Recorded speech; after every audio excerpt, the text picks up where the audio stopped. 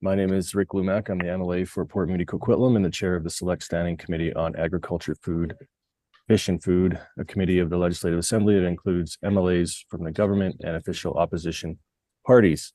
Our committee is examining carbon sequestration and related technology in British Columbia's agricultural sector.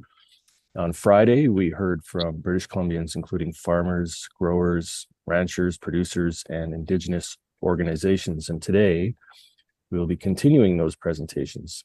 The committee is also accepting written input until this Friday, November 17th at 2 p.m.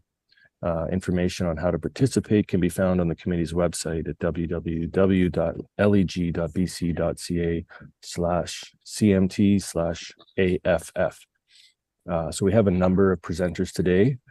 We'll be using a timing device, which will be visible on the screen. Each presentation is 10 minutes, followed by 10 minutes for questions from committee members. So before we begin, I'll ask committee members to introduce themselves, and I'll just call your name, starting with our deputy chair. Morning, Ian Payton, MLA for Delta South, and I am the Shadow Minister for Agriculture for the official opposition. Excellent. Susie? Good morning. My name is Susie Chant. I'm the MLA for North Vancouver Seymour, Parliamentary Secretary for Accessibility, and I'm coming to you from the unceded territory of the Squamish and Tsleil-Waututh Nations. Thank you. Thank you. Megan? Good morning. My name is Megan Dykeman. I'm the MLA for Langley East. Kelly?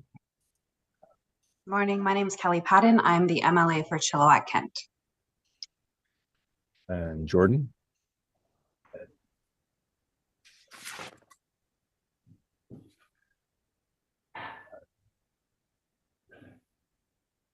Jordan?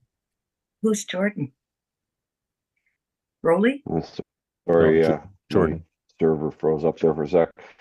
Jordan Sturdy, MLA, West Vancouver City Sky. Excellent. Coralie? Good morning, MLA Coralie Oak, Caribou North. Aman? Morning, my name is Aman Singh. I'm the MLA for Richmond, Queens Row. And Rowley? Hi, good morning. Rolly Russell, MLA for Boundary, South Okanagan, Smokemean. Excellent. So our first presenter today is David Haley. So David, you have 10 minutes. We're looking forward to your presentation. So take it away. Okay, thank you. So thanks for the opportunity to present. And I'm coming to you from the Cowichan Valley, the traditional home of the Cowichan Nation. So my background is I'm a registered professional forester with almost 50 years of experience, but I'm also the current owner of a century farm that was established in 1886. And I do business as Haley Agroforestry. I volunteer with several organizations: Coastal Douglas Fir Conservation Partnership, Providence Farm in Duncan, a therapeutic farm, the Nanaimo Cedar Farmers Institute, Vancouver Island Economic Alliance, and my farm was a sample site for the soil assessment by the Eco-Gastronomy Department of the University of Victoria. And while I don't speak on behalf of any of those organizations, I think my opinions have got some relevance. So, and I can submit my comments also in writing. So in general, I'm basing my comments on the need for improved policy coherence across governments, ministries, and organizations, support for the small independent farmer, firstly those within the ALR and those without, building a circular economy, building community resilience, and recognizing and incentivizing policies and programs that deliver carbon sequestration and access to carbon markets. I'm using your guiding questions as my outline. So the first, what opportunities exist to improve soil health? I think there are multiple opportunities, both within the traditional silo of agriculture and outside of that traditional silo. And that will cross boundaries of landowners, industries, and governments, all 4 levels: federal, indigenous, provincial, and local. And I think this builds resilience at the local level, which then in turn rolls up to provide resilience at the provincial and federal levels. And I think there are several examples that offer those opportunities right now. First, the focus on housing. Second, the recently signed tripartite framework agreement on nature conservation, the Provincial Forestry Forum, Farmers Institute's meeting with the Minister and Premier, the desire for local food and food security, and also the need for electrical power. So my specific examples there are I'm asking for the province to mandate local governments to enable a bylaw to allow the transfer of density potential from a parcel of land outside of the ALR to a parcel of land within an urban containment boundary or transportation center.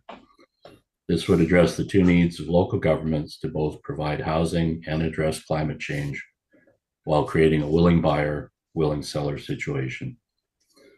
And the Coastal Douglas Fir Conservation Partnership has a study from UBC to provide the details. I've focused somewhat on the forestry sector, but I would look for opportunities to combine fire and flood resilience activities to create landscape level management for farmlands, forest industries, and communities. I think the recent report from the Forest Practices Board on landscape fire management can be adapted here. I would recognize and use the existing farmers institutes to encourage and incentivize small farmers.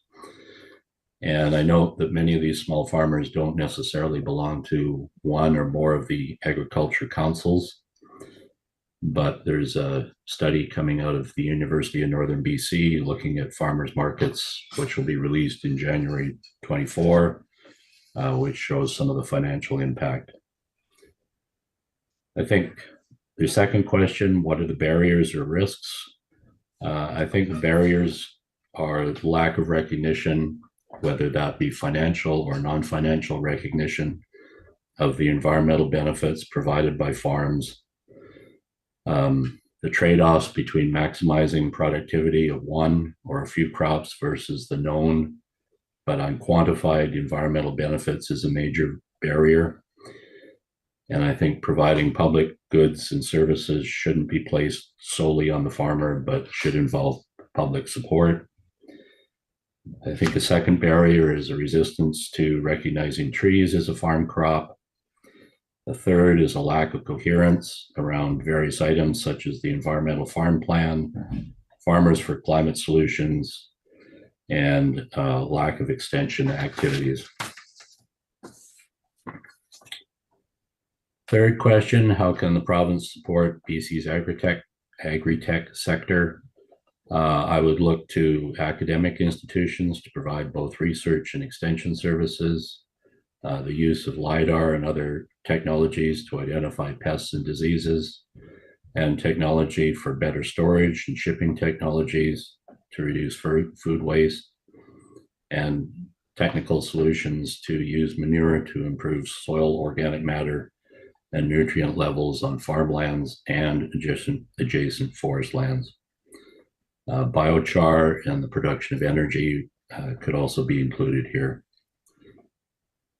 In terms of the fourth question, support, I would ask that we stop attempts to increase the level of farm gate sales for small individual farmers, mandate the use of the density transfer as mentioned above, improve the environmental farm plan, support organizations such as Farmland Advantage and the Delta Farmland and Wildlife Trust with better evaluation tools, and expand those concepts across BC, and have the accountants and economists create better tools to evaluate the non-financial items, the environmental services.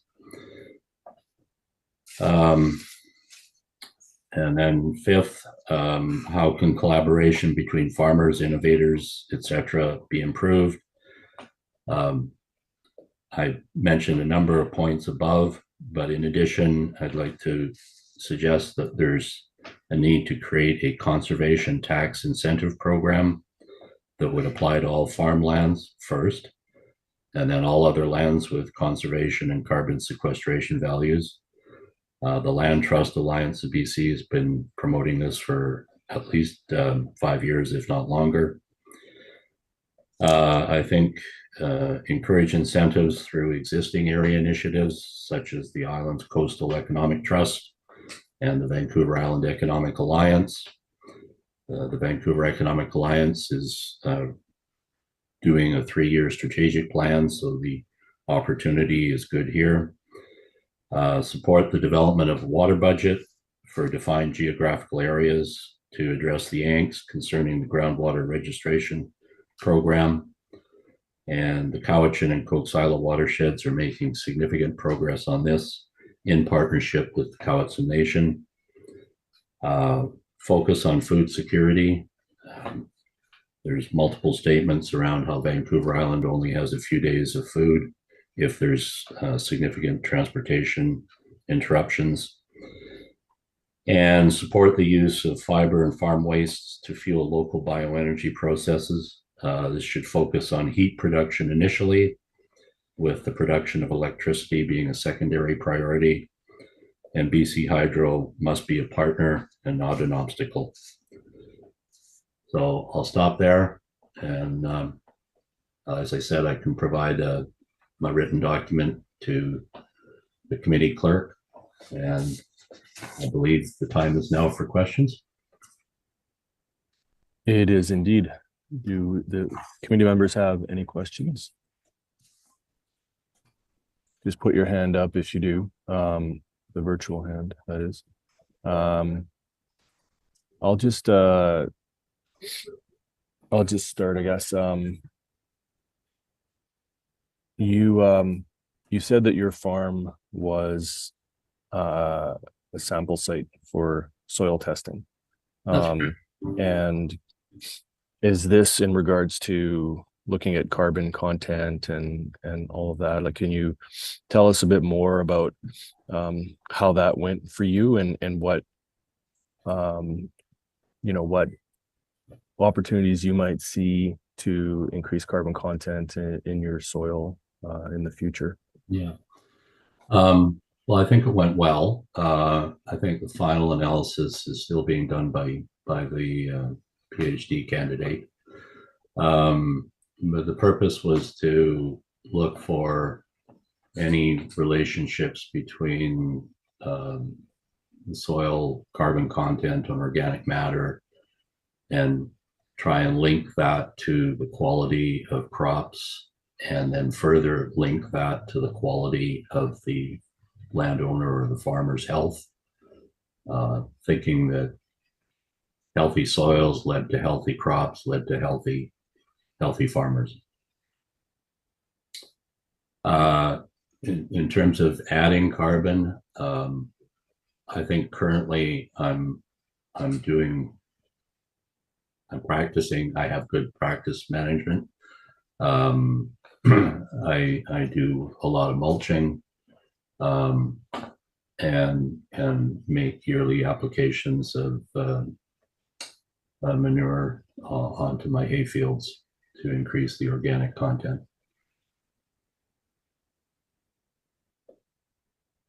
Thank you. We have a question from Rolly. Thank you for the presentation, David. Appreciate it. I have two comments that you made that I'm curious about. One is you mentioned conservation incentives via taxation, which obviously could link back to carbon sequestration potential or carbon storage. And maybe you could flesh that out a little bit. And at the beginning, you mentioned increased, I'm not sure which words you used, but increased kind of cohesion in terms of policy between different ministries to support farms and farmers. And so wondering if those two pieces you could embellish a little bit for us. Yeah. Well, in terms of incentives, I think the conservation tax incentive that I mentioned would be one example. The Islands Trust has a very similar program already in existence. But over the years that it's been in existence, which I believe is over 10, the amount of land that's actually been dedicated for conservation purposes is relatively small. And I think that's in part because of the complexity of doing the assessment, and then the actual benefit is quite low. I think the environmental farm plan itself is an incentive, but I think it could be improved. The sort of coherence example I'll give is that I've applied for an engineering project to do some water storage. And in my original application, I included costs for two biologists to assess fisheries habitat and amphibian habitat. But that wasn't a recognized cost. I had to apply for a second project for the biology costs, and I'm still in the process of doing that because of some reasons that I won't get into here. And I mentioned policy coherence, and I mentioned, I had a fairly strong emphasis on forestry aspects. I recently returned from a trip to Finland that the UBC Faculty of Forestry organized, and that was one of the lessons from Finland. They work very hard to have policy coherence across their forest industry. So whether that's providing LiDAR data free of charge, or whether it's making sure that every product that comes out of the forest, whether it be pulp logs, saw logs, or bioenergy wood, there's a market and a process to handle it. Does that answer? Yeah, I appreciate that. And just to clarify, when you're talking about that secondary application, you're talking about through the environmental farm plan process, correct? Yeah. And so I appreciate that comment, because I think what you're getting at there is that maybe there is an opportunity for some more integrated kind of priorities across the different EFP programs. Yeah, I don't want to slam the program. I think it's good. I'm on my second environmental farm plan. It's been very helpful, but I do find that there are some irritating points. And a second example I'll give, I guess, is around the forestry, but with our fire seasons we've had, I think there's opportunities for integration of fuel management, grazing of cattle. Those two things one could consider them as pure forestry, but by building up the resilience in the forest stands, that's going to protect the farmland, the food security, the communities, the infrastructure. Excellent. Thank you. All right. Well, thank you very much for your presentation, David. Appreciate it. Thank you. I appreciate the time. Thank you.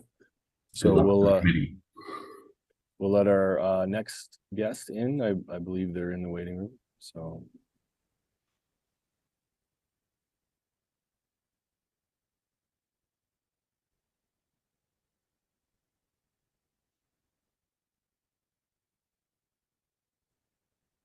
Hi, Raquel. Hi, everyone. Good morning. Let me get my video on. There we are. Excellent. Good morning, everyone. Good morning. Welcome. Thank you for coming today and presenting to the committee. So you have 10 minutes for your presentation, 10 minutes for questions. So take it away. Thank you. Can I share my screen and start a presentation? Absolutely. Thank you. So I'm just going to see if I have the capabilities. Just give me one moment. There we are. Thank you so much. Desktop, done. Share. Okay, you get to see my messy desktop. There we go. Okay, everyone. And I'm just going to go back to the full screen. Let me see. Sorry, 1 second. Okay. I'm going to minimize that.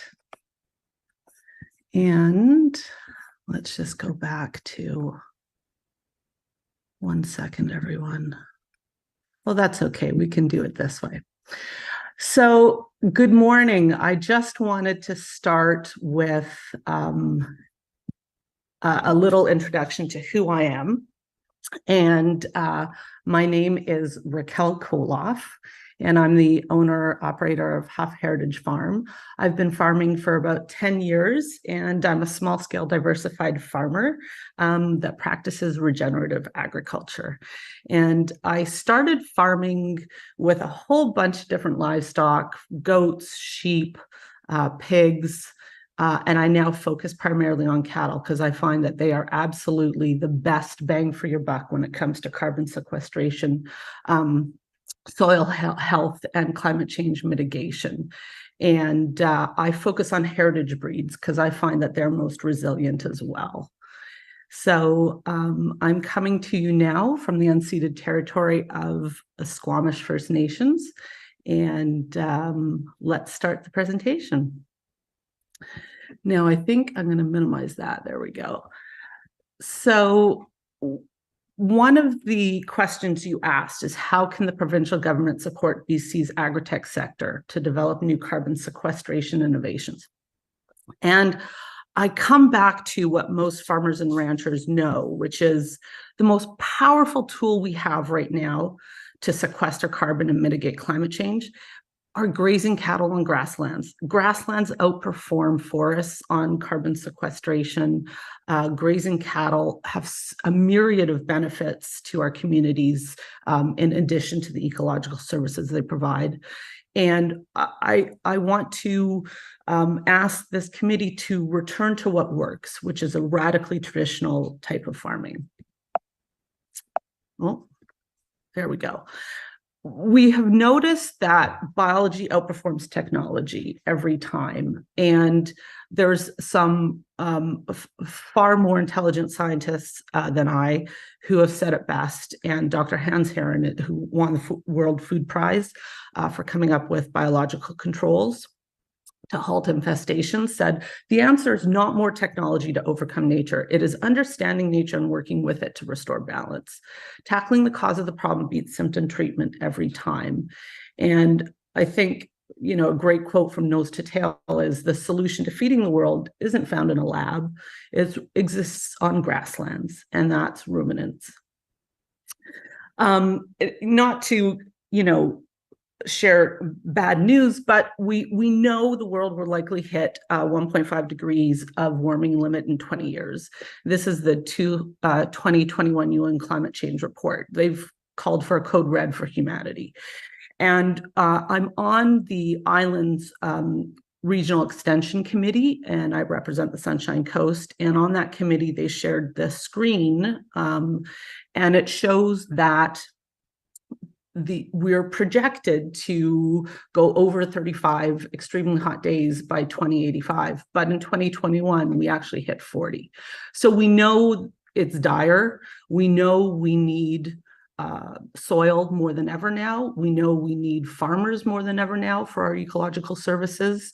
And I think it's, given the research shows how important it is for healthy soil to our climate mitigation efforts, I think the time is wonderful for this committee to look at this issue.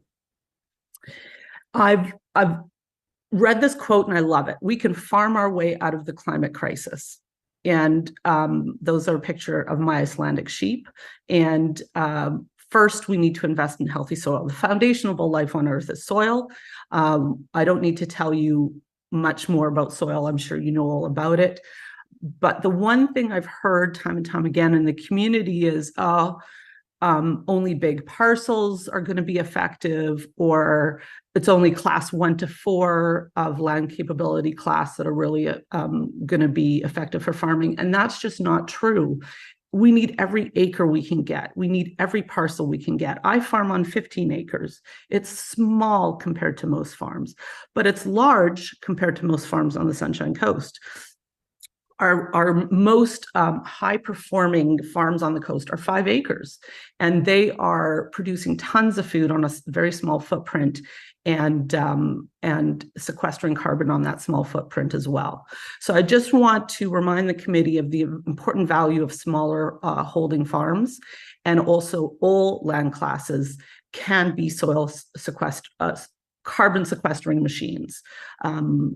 And especially the grasslands on class 6. We know that 60 at-risk species in Canada reside in grassland ecosystems, so they're absolutely critical for the health of our environment. Next, you know everything about soil. I don't need to go into it, but there are 60 at-risk insect species in soil, and we know that 70 to 80% of all insects require the top 2 inches of soil for life. And we need those insects to pollinate our food and to grow food. So once again, soil is critical. You've seen this. Julia Smith of the Small Scale Meat Producers showed this slide, and I just want to emphasize it again, because this former chief scientist at the UN Environment Program highlighted that outside of the farming sector, few people realize the vital role soil plays in mitigating climate change. And I think that's what is so important of the Ministry of Agriculture. As a farmer, I'm dealing with Ministry of Forests, I'm dealing with Ministry of Transportation. Ministry of Transportation sprays glyphosate on the roadways to control knotweed, which is really just an edible plant. I'm here trying to practice regenerative agriculture, but it's very difficult to do when other ministries don't understand the critical role soil plays in healthy food and a healthy environment. And so I urge the Ministry of Agriculture to share the knowledge and try to work with other ministries to support more soil-based farming. This is another slide that I wanted to share because it's incredibly hopeful. And it talks about how regenerative practices help sequester 2.29 megagrams of carbon per hectare annually. So what they showed in California, and there's the link to the research, is that if we just sequester 1 milligram of carbon per hectare by using regenerative practices on rangeland, it would offset the annual emissions for energy use for their commercial and residential sector. We are 2.3 times the size of California with 1/7 of the population. Our potential to be global leaders in regenerative agriculture and carbon sequestration is monumental, and I'm very excited by that. Now, there's a problem when we talk about regenerative agriculture and we look into soil science, and there's a lot of greenwashing going on. And I just wanted to show the committee that there is a third-party certification body that's global. It's called the Greener World. And if you look on the bottom right-hand, they do certified regenerative agriculture third-party certifications. And there are farmers in BC right now that have gone through that rigorous process. I went through one for the animal welfare approved certification, and a rancher from Texas came up to really rigorously audit my farm. He spent 2 days here. So if you're ever wondering about how can we support regenerative farms and how do we know who's a regenerative farm and who's not, I would encourage the Ministry of Agriculture to encourage other farmers to get certified through this rigorous system, and then you'll know who you can support better. Oh, there we go. We don't want to miss that one. That's critical. And I apologize for showing a picture of cow poop so early in the morning, but what I wanted to show, and you can see all the fungi growing out of it, is an issue with the greenwashing of regen ag is people forget that livestock are an absolute critical component of that. And you can see on my land, we have a cow patty, and the microbial system, just loving it. I didn't see the amount of life blossom on my farm until I got cattle. I got dung beetles within months, the bird life, the insect life, the soil sponge. My entire farm took off with cattle. And so when we talk about regen ag, we really need to ensure that livestock integration and beneficial livestock impact are part of that system. Okay, so what do we need? We need hooved herding herbivores. And say that 3 times real fast. Ruminants are really critical to the soil microbiome, which is critical to sequestering carbon and mitigating climate change. It's a win-win. You all know the principles of regenerative agriculture. I just wanted to show it again. Maintaining living roots year-round, integrating animals, biodiversity, minimum soil disturbance, keep the soil covered. Well, what's the best way to do that? It's rotational grazing. It is just a win-win all around. And there's so many benefits that go beyond healthy food and healthy ecosystem. When you rotationally graze, our province has been absolutely gutted by forest fires. Well, grazers remove a lot of that fuel that will, increase forest fires. There's a cooling effect on the soil. It prevents erosion, better water quality, aids the hydrologic cycle. There's just so much to go into regenerative grazing that it's absolutely imperative to support. And it tastes great because we get beef from it, or lamb. So I'm going to keep going. One of the aspects I wanted to hit on when we talk about climate change and agriculture is the need for preservation of heritage breeds. On the Sunshine Coast, when we experienced the heat dome, a lot of the production bred livestock died. We had production bred meat poultry up in Seashell. The flock all died during the heat dome. My heritage breed chickens did fine. They knew what to do. They knew how to stay cool. They are more resilient. This is me with my low-line cattle. And I also raised Berkshire pigs, and all of them fared quite well. We put in misters, but really I didn't need to do anything else. You can see my barns are only 3-sided, a lot of airflow, and we have solar shades. But really, they went into the forest. So biodiversity in our species and our heritage breeds, but also biodiversity in our landscape is critical. If I had a farm that was just pasture, it would have been a disaster because they couldn't seek cooler areas. So above and below ground biodiversity is absolutely critical to mitigate climate change. We've got to preserve the genetics of 30,000 years of evolution. And Dr. Tim McAllister, who's a research scientist at the University of Calgary and works for Agriculture Canada, had a great presentation about this. And in it, he said biodiversity and carbon cycles are intertwined. So it's not just preserving heritage breeds for the sake of having robust and resilient livestock. It's also that they help the carbon cycle function. And there's some incredible research going out from the Livestock Conservancy to preserve heritage breeds. I'll send you this presentation so you can read that on your own. Those are my Berkshire pigs.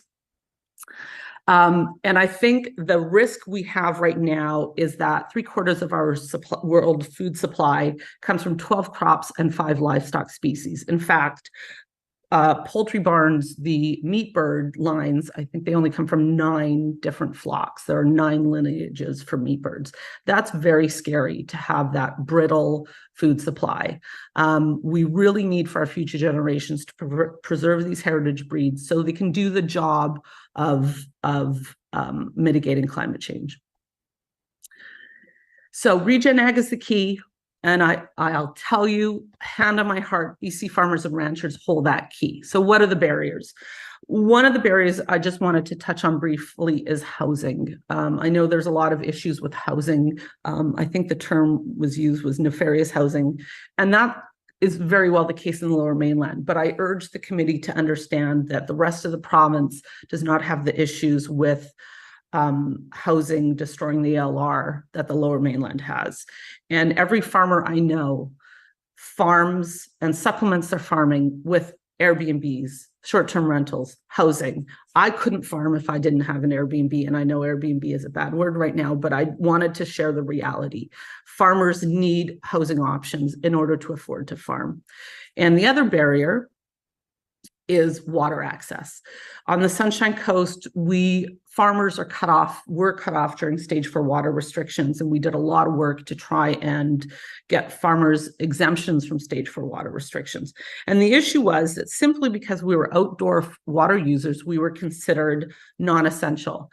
And that is absolutely goes against the needs to mitigate climate change and keep healthy soil alive. When farmers are cut off from water, things die. Plants die, but also the soil dies. The minute there's dead soil, it releases carbon and erodes. And then when the rain comes, it washes away and we've lost it. So I got a lot of letters from, I put a well in 2019 in order to have a safe, secure water supply. And I got a lot of letters from the Ministry of Forests saying, well, you need to cut back your water supply for ecological reasons. And I wanted to say, well, I also have an ecosystem here that I'm preserving. I have ponds, I have streams, I have wildlife. And so farms are helpers. We are your colleagues in water preservation. So let us do our job. And with our other ALR colleagues that are the indoor users, like alcohol producers, they're allowed to use water during stage 4 water restrictions simply because they're indoor users. Maybe we should get the same access because we're soil-based farmers. So I've always said farmers don't use water, we borrow it. We're part of the hydrologic cycle, and our soil keeps that cycle alive and functioning. And the other beautiful part of beef is it uses very little water, but we do need water to keep our pastures alive. And that's an important thing to note. And despite our desperate need for water, we've greatly diminished our ability to receive it. But that's not the case for soil-based regenerative farmers. We are increasing our ability to receive water. So we are absolutely partners in preserving our water supply, and a healthy water supply at that. So we know that living soil can absorb 10 times its weight in water. Look at the deep roots of perennial pastures. Crops don't have roots like that. When you have grasslands, you have flowering plants that benefit pollinators, and you have fabulous root systems that will keep the soil hydrated and able to receive water when the rains do come. These are a lot of quotes about soil's water holding capacity, and I think you know all this, so we'll just move on. And a great quote from Alan Savory is, it's not drought that causes bare ground, it's bare ground that causes drought. So help farmers prevent desertification and keep the soil alive with our rangelands and our livestock. The asks I would have for the committee today is to protect our heritage breeds, to preserve our grasslands and prevent them from being converted over into residential areas or even croplands, secure water for farmers, and increase biodiversity. And once again, returning to the original point, in the face of climate change, regenerative farms demonstrate that the key to resilience is working with nature. We have to restore our natural processes, and soil is the key to our food security and our future. Thank you so much. I will stop sharing. Excellent. Thank you so much for your presentation. We'll start with a question from Rolly. Thanks very much. Love the presentation. Just a quick question. We heard on Friday, I guess it was, and we heard again this morning about the potential utility of the environmental farm plan as one of those tools to incentivize some of these regenerative practices that you're mentioning. Do you want to speak at all to where that's working well and where that's not working well, or if there are other avenues to do that that you think would be better? Absolutely. Thank you for asking the question, Raleigh. I am part of the environmental farm plan. I received it about 5 years ago, and it works well. I think the one piece of advice I would have is for programs to realize that farmers are the experts on their land, and And I think the Ministry of Agriculture, I have to say, does an amazing job of working with us as partners. I'm absolutely adore our regional agrologists, and kudos to the Minivag for all the hard work they do connecting to farmers. I'm so impressed by them. With the environmental farm plan, the one recommendation I would give is we need higher cost share ratios. 70-30 can be a barrier for most farmers. Coming up with 30% of funding for a big project, there's a lot of farmers that can't afford that. I know 92% of my farm income goes directly to hay and feed. My last hay delivery, it was $930 a ton. And it's, less than $100 in Edmonton for a ton. So realize that farmers are struggling right now. If you can increase the cost share ratios to 80-90% for regenerative ag, that would be appreciated. Excellent. Thank you. Thank you so much. I don't see any other questions, but thank you, Raquel, for your presentation. Very much appreciate it. I think Ian has his hand up. Ian, are you able to press the okay. Yeah. Next time just press that that hand up button. Yeah, I think I was just waving instead. So I'm actually waving to Raquel because I've known Raquel for many years. So good morning, Raquel. Thanks for your presentation. It was great. Help me again. A lot of people, you will read that cattle and manure and methane is bad for an environment, but you're saying the exact opposite. You're saying livestock in the way of cattle on our pasture lands is the best thing we can have. So, simplify this for me. I sort of know the answer, but for the group, simplify this for me as to why you believe livestock, grazing, grasslands, and cattle manure are a good thing. Absolutely. Thank you, Ian. That's an amazing question. And the answer is cattle produce enteric methane. So biogenic enteric methane. It is burps. They burp methane, but their methane is biogenic, of a natural biological origin, and it has a half-life of 10 to 12 years. The methane from cattle is part of the natural carbon cycle, right? Methane is CH4. It goes up into the environment, joins with H2O and CO2, and makes rain and air. I mean, it's unbelievable. And then the carbon gets sequestered back into the environment.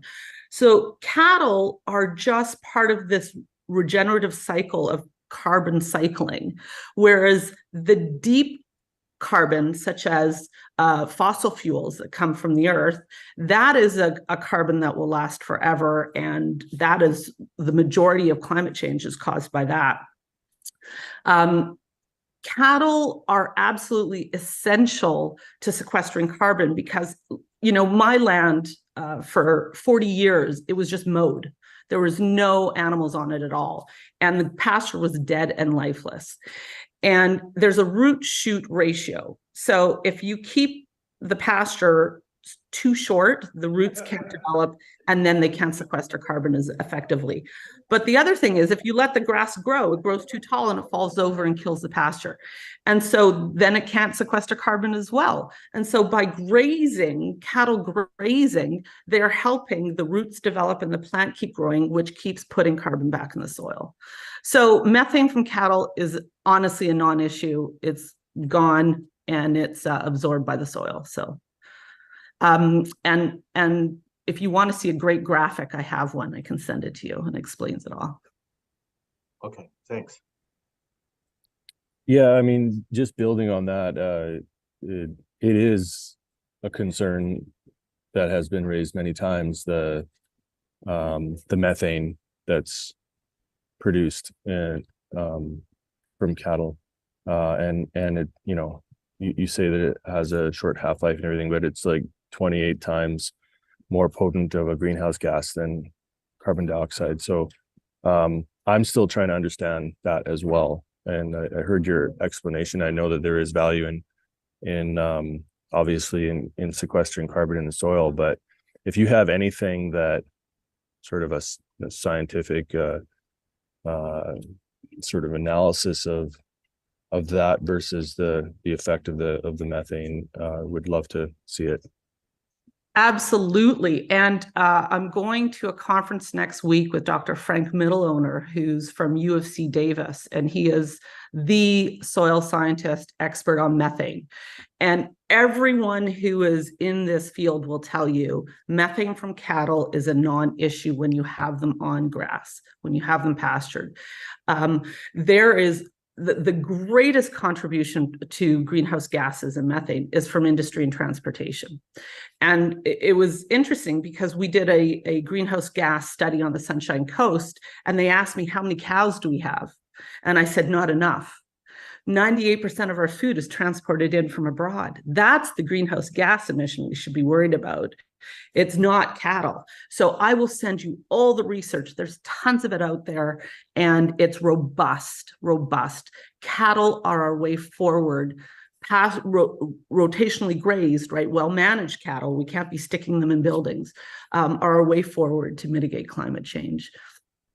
Because we need carbon. Carbon's great. It just needs to be in the soil. And methane is CH4. It's carbon and hydrogen. So in essence, it's not a toxic substance. It just needs to be functioning properly as part of the natural mineral cycle. Excellent. Well, thank you again for your presentation and your passion around this issue. It's definitely felt by the committee. So thank you so much. Thank you for having me. I appreciate it. Great. So we now have our next speaker that is joining us.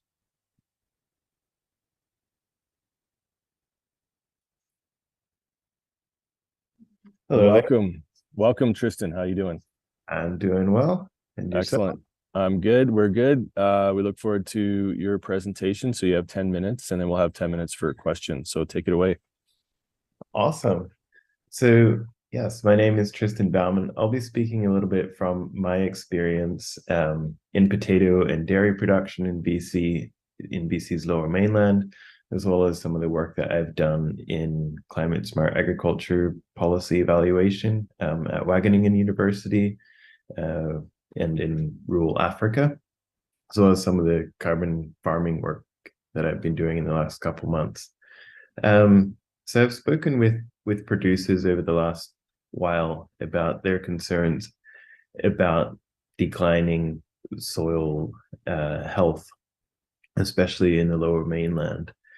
And there seems to be real concern among a number of growers, as well as scientists, particularly in the Fraser Valley and Delta area. And this is a real concern to farmers because it results in less trafficability, more diesel needing to be burned in order to prepare the land, potential for lower yields, and a greater risk of losing harvests.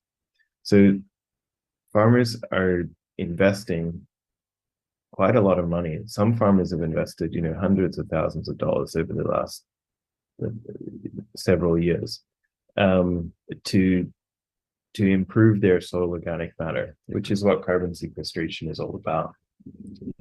And the main methods that are being employed include cover crops, trying to get manure to places where it's not normally going, things like grassland set-asides. These are all components of regenerative agriculture. And like I said, are what carbon sequestration is all about. They're not new practices to BC farmers. BC farmers have been some of the leaders in making cover cropping normal. The Sumas Prairie has been doing it for many years. But there's still lots of work to be done, and because this is a matter of public interest, I think there's a clear role for government to play in helping farmers cover some of these costs. There's also increasing recognition among farmers of the role that they need to play in helping reduce climate change, and that's not just through carbon sequestration, but also reduced overall greenhouse gas emissions. The 4R program is becoming increasingly implemented in BC. So there's lots of work, and BC farmers are making investments, but they need more help.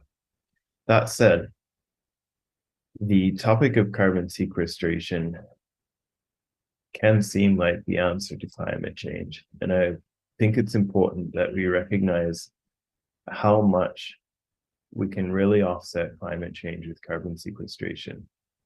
And former colleagues of mine at Wageningen University in the Netherlands earlier this year ran the numbers looking at how much we need to do in order to reach the 1.5 degree target at the 2100 horizon, and how much carbon sequestration, keeping in mind the fact that the more carbon you add to soils, the less the extra addition contributes to more soil carbon, because this attenuates over time as a new equilibrium is reached. They ran the numbers and they figured that it's somewhere between 0 and 4% in the most realistic scenarios of what needs to be done to get to a 1.5 degree target can be contributed by soil carbon sequestration at the global level. In BC's case, given its small farmland footprint, this number is probably even lower. The consequence of that is that when we talk about soil carbon sequestration, we should perhaps be focusing more on maintaining our soil health to be able to produce to feed both our current and future generations from a good quality soil, as opposed to trying to just focus on climate change mitigation. It would be a shame to overpromise in this area. We have to keep it realistic. So another point I think it's worthwhile making is that there's a lot of efforts going on right now, internationally and federally, on carbon offset programs for agriculture. These make sense in the prairies, but they probably don't make as much sense in BC because our climate is fairly diverse in BC and our crops are very diverse. So it means that picking one commodity and figuring out all of the emissions for it and what practices would reduce them becomes a lot more complicated. This is particularly the case because we have some of the least amounts of long-term trials in Canada. And I'll just add to that, the discussion of no tillage is basically our national research shows that it works in the prairies under dry conditions and it doesn't work in Eastern Canada when it comes to soil carbon sequestration. It doesn't work under wetter climates in Eastern Canada. And so for BC's lower mainland, we can probably expect similar situation here, that we wouldn't see a real improvement in soil carbon sequestration from the adoption of no tillage, particularly in the lower mainland, where we produce most of our food for Metro Vancouver. Last point I want to make is that one of the most effective ways that we can reduce the footprint of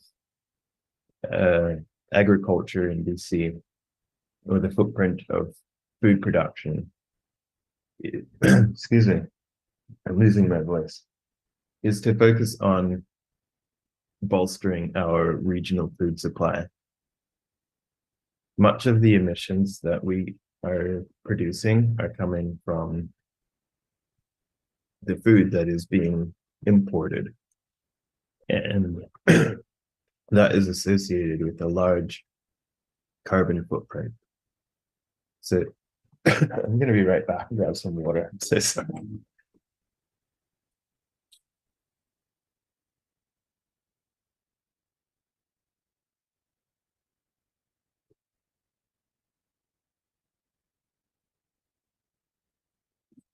Sorry about that. So just importing potatoes from California has about 25% of the carbon footprint of local potato production. If we can bolster our local food supply so that we can rely less on imports, we can reduce our carbon footprint in a more sustainable way than just trying to put carbon into our soils. Some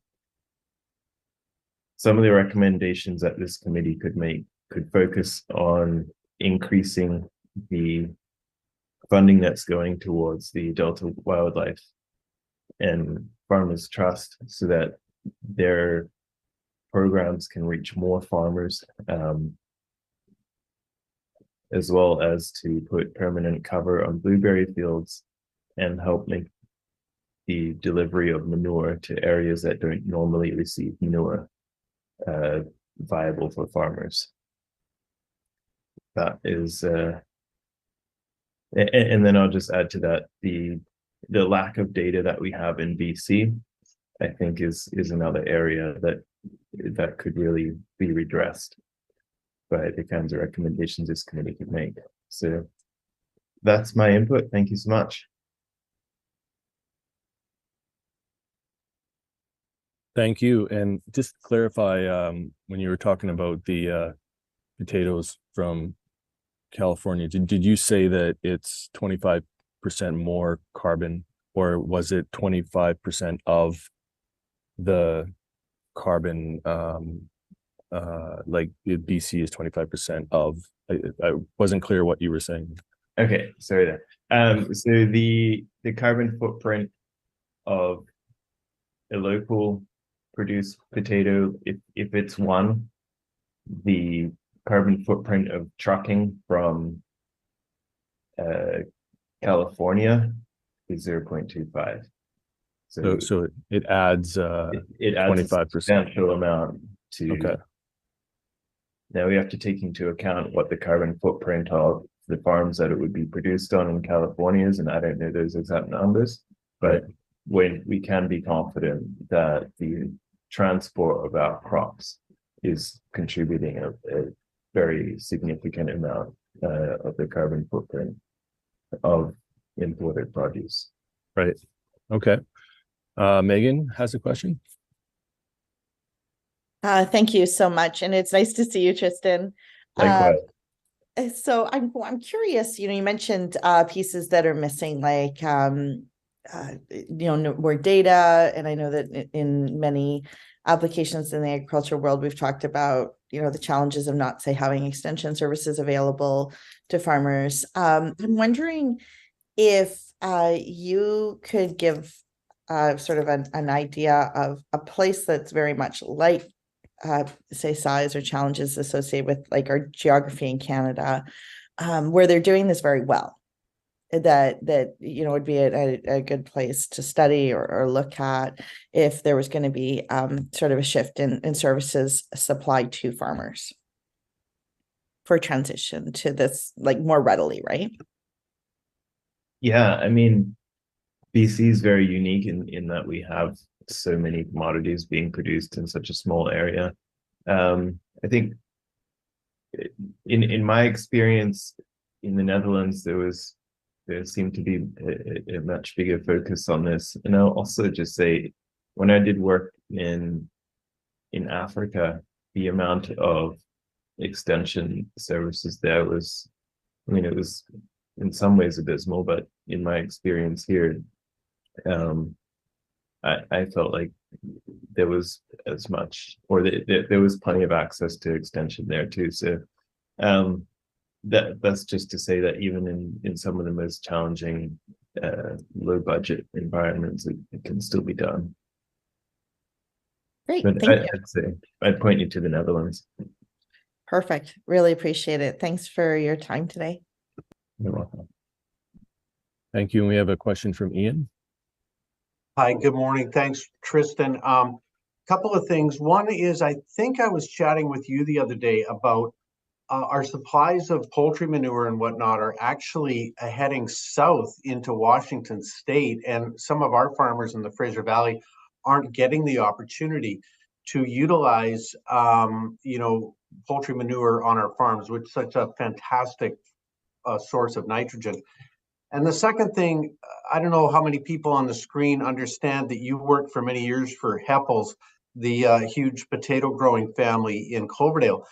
And when you look at the risk of Heppel's losing 230 some odd acres on 192nd Street, which could become industrial site of warehouses like Campbell Heights right across the street. And it's kind of a long story, but the federal government owns that land, and it looks like it may be taken out of agriculture.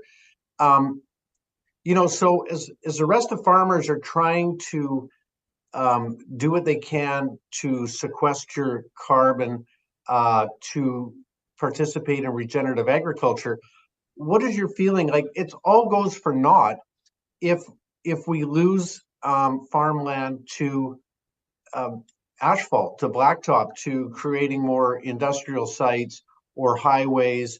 There's a lot of people think farmland is just being lost to housing, but it's not. It's being lost to a lot of different things, such as roads, highways, railways, different things like that. I'll leave that with you to comment on those things. Yeah, so when it comes to poultry manure, there's a common sentiment among farmers that a lot of it is moving to the US. I made some phone calls, and it seems like in the past we've lost, maybe let's say 20% of our poultry manure going down south across the border to some organic farms for the most part. Now it looks like that demand has dried up in the last year or so, or substantially reduced. So I think that may be less of an impact right now, but over the last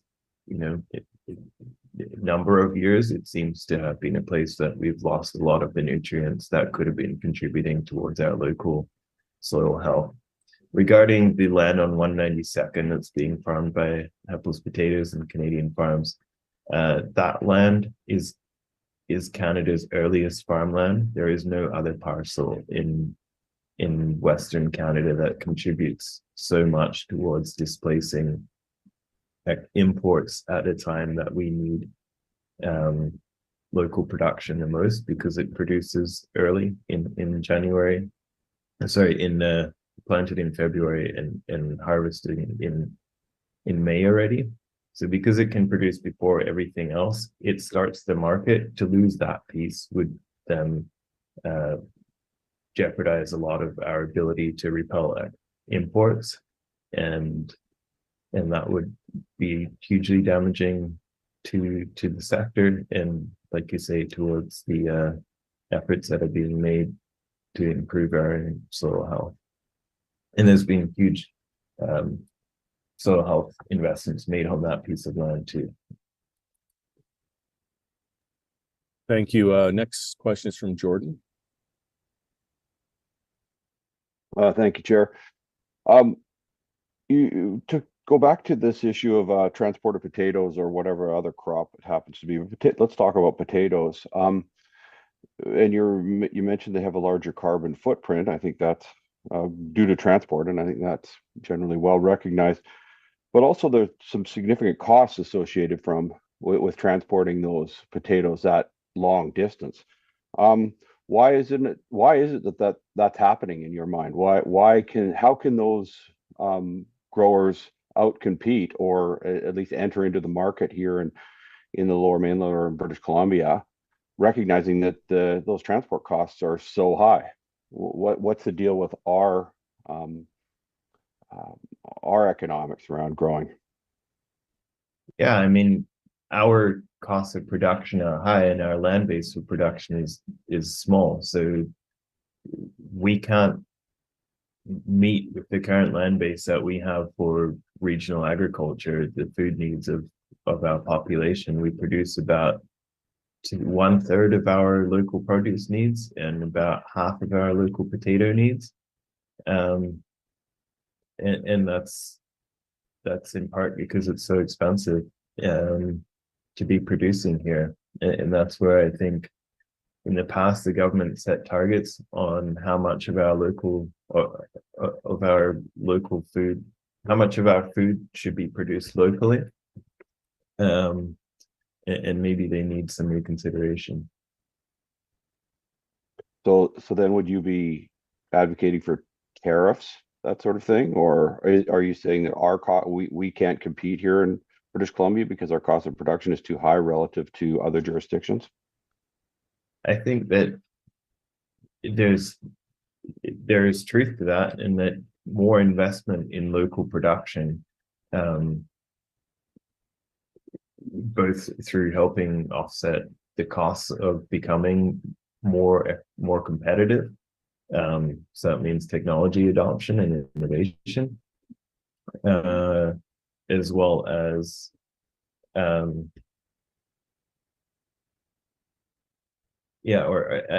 say I think it really comes down to that, helping farmers adopt the technologies that we need in order to be competitive. We're also operating on so much small scale, there's so much of a smaller scale than our competitors to the south.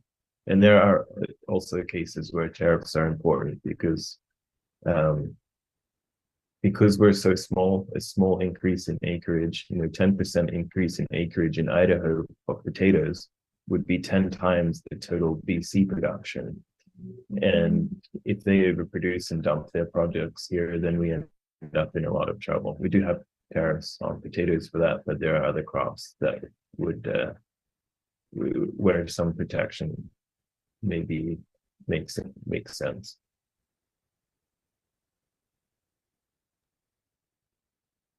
Excellent. Well, thank you so much for your presentation today, and yeah, we really appreciate it. You're welcome. Yeah. Good luck. Thank you. So we'll go on to our next presenter from Wesco Food Society.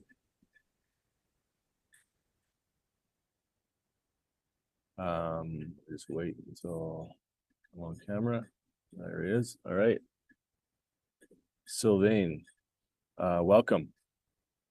Thank you. We look forward to your presentation today. You have 10 minutes and then another 10 minutes for questions afterwards. Okay.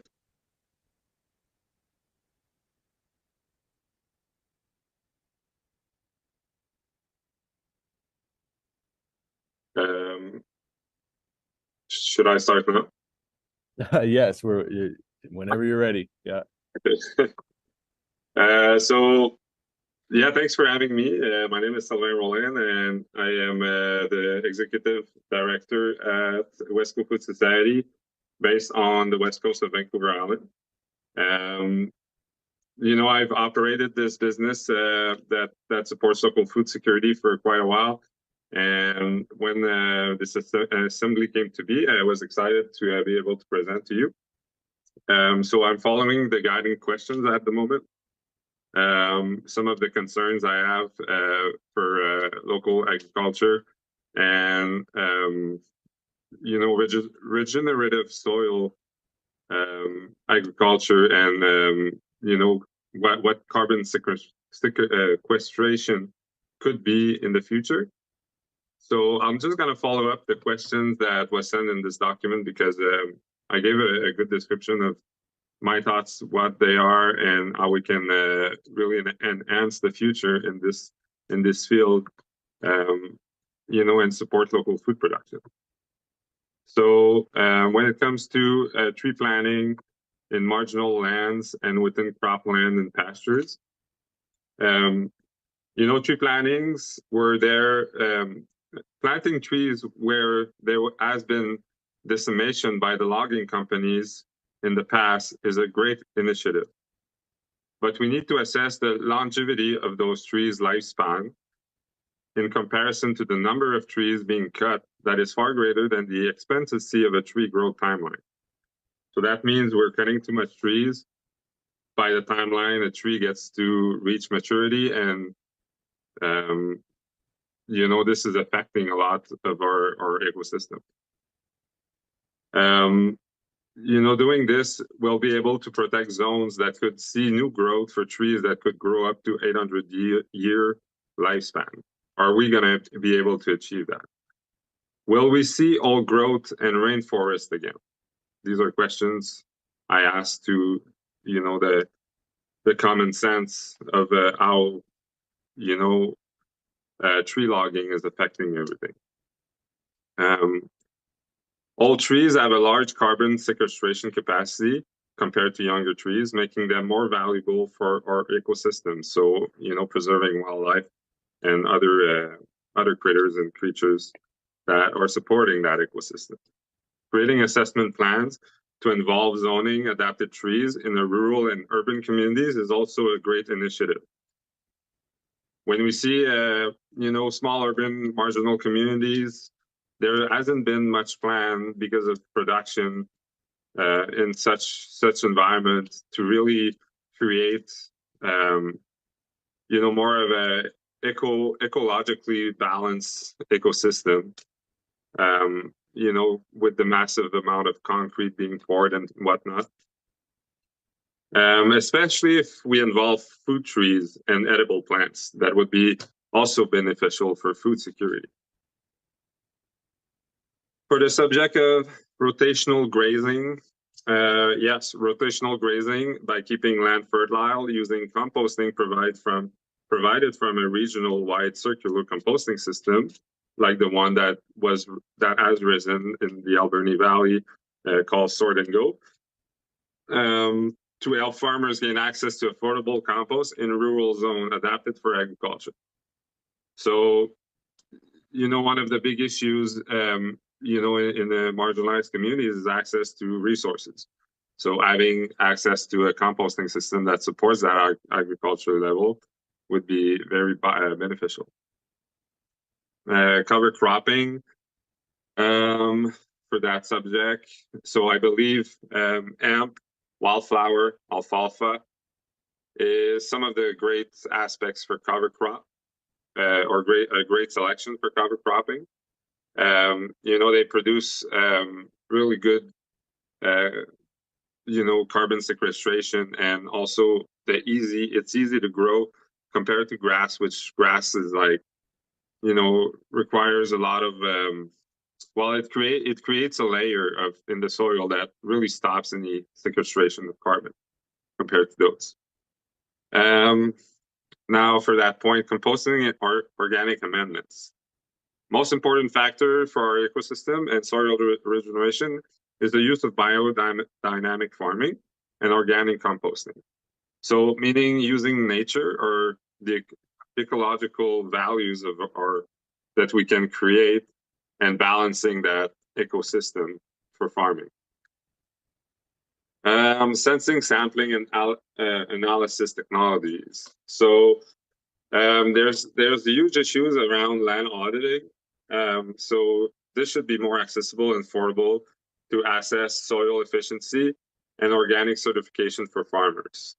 It's difficult for someone to become an audit as well, since most farmers won't pay for an audit because of the additional related costs. For the point decision aid and farm management tool, when leveling the economic level of local farms, I find it very difficult in my region to create local food services for local agriculture and local food accessibility, because there is such a large monopoly in local food chain distribution happening here. It's seeming to be some sort of egocentricity that was developed led by multinational food systems that destroyed the development for local food accessibility and development in marginal communities to thrive on. So, and that's from a research that I made in the last few years of my life, traveling Canada and investing research time on what the food system in Canada was, and now is becoming or trying to become. And now the rest is basically the questions. Am I supposed to stop now or answer these questions? Which questions are you referring to? So the next part of the documents is the guiding questions. So what opportunities exist to improve soil health and increase carbon content in BC? Mm-hmm. Yeah, I mean, you can touch upon, you have roughly 3 minutes left. If there's something key that you'd like to share, thoughts around those questions, that'd be great. Okay, well, I'll go with the main one then. How can the provincial government encourage and support farmers, ranchers, producers, growers, and processors use of made in BC innovation to increase carbon sequestration? That answer to me is by working together with the local agri-food system industry on the rise. There are many nonprofit groups, ours included, that are engaging and creating localized food system to create a better regenerative agriculture and land value for food accessibility and development to counter the desecration that has been created because of a mass food production system led by for-profit corporate food chain system that created a world of local food development barriers and ecological insecurity around the world. A local food system based out of trade within marginal communities is a way to enhance local agriculture stability. That will help generate more growth and increase carbon sequestration province-wide. My calculations at this time, my calculations is that this new system will rise to become a province-wide board of trade and will spread across Canada and other countries as the system that supports a localized economy and food security. Am I close to my time? You still have a minute. Okay. How can collaboration between farmers, innovators, researchers, and the province government be improved? By favoring collaboration with nonprofit bodies around BC that work toward local agri-food development, food accessibility, and ecologically valued land to sustainably create a better local economy that thrive for the many marginalized communities that are now dominant dominant equation in BC and Canada.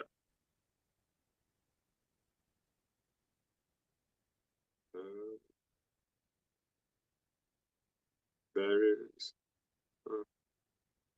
Okay. Well, what barrier? Okay, let's go with this one. What are the barriers or risks to adopting practices and technologies that are associated with increasing carbon sequestration in agriculture sector, in the agricultural sector? The barriers are that there aren't many supportive actions to boosting these types of practices. The risk is not properly assessing the beneficial and economic value of such a province-wide movement. Agriculture needs to be recognized as a community involved action plan and not just left for the farmers to deal with.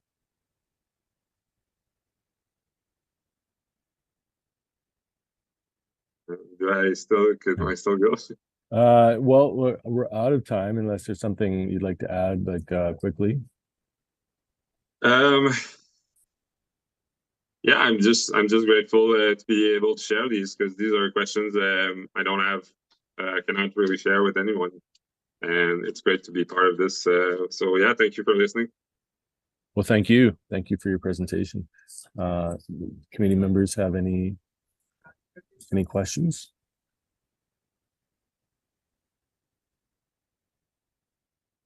All right. Well, we thank you for your presentation today and for your contribution to the committee's work. And so yeah, thank you so much.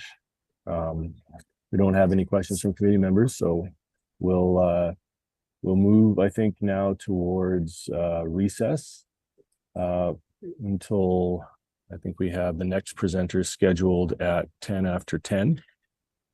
So thank you, Sylvain. Thank you very much. Have a good day. Thank you. And the committee is now in recess until 10:10.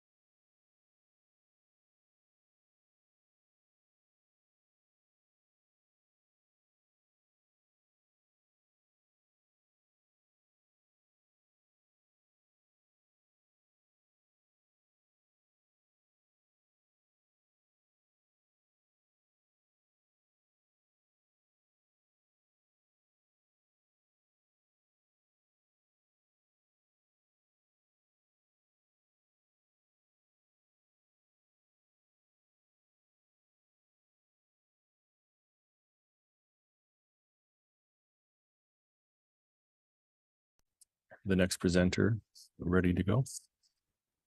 Just letting him in.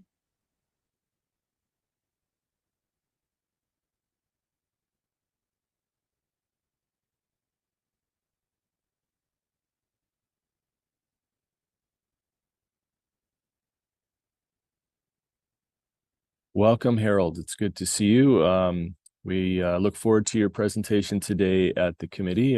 So whenever you're ready, you can take it away. You have 10 minutes for a presentation, then we have 10 minutes for questions.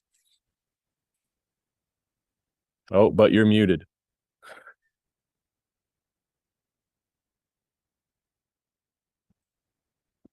Okay, is that it? There you go. Good. I think most of you know me, so I want to introduce myself. This is the 50th anniversary of the Agricultural Land Reserve that was founded in 1973, and 55 years since I was elected to Richmond Council. I've now retired from Richmond Council, but I was on the Lower Mainland Regional Parks Board in 1969 as well. At that time, we were losing large acreages of farmland, and I realized this was a land use issue. And even though we're talking about sequestering carbon, that too is somewhat of a land use issue as well as a biological one, as I will point out. In 1971, I was elected to the NDP provincial executive, and I drafted the agricultural policy for the 72 election to establish a land zoning program to set aside areas for agricultural production and to prevent such land being subdivided for residential and industrial uses. I was elected MLA, and in 1973, we introduced the Land Commission Act. It had 4 objectives that many of you may not know about. 1, preserve agricultural land for farm use. 2, preserve green belt in and around urban areas. 3, preserve land for urban or industrial development. And 4, preserve parkland for recreational use. The ALR also had a land bank to get farmers back on the land. About 8,000 to 10,000 acres were leased or sold to young farmers in the first 10 years, and I'll comment on that later. An an agricultural income assurance program was established to assist farmers in the lean times. These benefits were eliminated by subsequent provincial governments. However, reducing GHGs in the ALR is a land use issue, as I said, as much as it is a biological issue. In 2006, I was chair of agriculture for Metro Vancouver. After several years of meetings with farmers and other stakeholders, we produced several reports on food security, Metro Vancouver Food System Strategy in 2011, and Regional Food System Action Plan in 2016. We also produced recommendations for the use of colony farm. 1/3 was used to demonstrate greenhouse gas sequestering farming methods and have hedgerows to sequester GHGs and provide habitats for birds, bees, and beneficial insects. In 2006, a report by the BC Minister of Agriculture, BC's Food Self-Reliance, recommended that to produce a healthy diet for British Columbians, farmland with access to irrigation will have to increase by 92,000 hectares. In 2022, Stats Canada reported a loss of 325,000 hectares of land under cultivation since 2006, although presumably most of that was not irrigated. In the rich soils of Metro Vancouver, only 17% is growing vegetables, 49% is pastures, hay, or unfarmed. Now BC is promoting agri-tech industrial type uses on farmland, and a report from Invest BC to Metro Vancouver indicates that most agri-tech companies don't want to locate in the ALR. With over 100 employees each, these companies and Vertical Harvest, the largest vertical greenhouse company, wants to be near cities and town centers where the workers and customers live. This saves the soil and reduces greenhouse gases. In spite of EVs, BC's fossil fuel burning vehicle stock is growing at near double the population growth rate, driven by automobile-oriented urban growth in the urban edge and beyond. BC will have more fossil fuel vehicles in 2030 than any time in BC history. This is an unintended consequence of expanding into farmland and rural areas. And I think this is almost as important as sequestering carbon to the soil.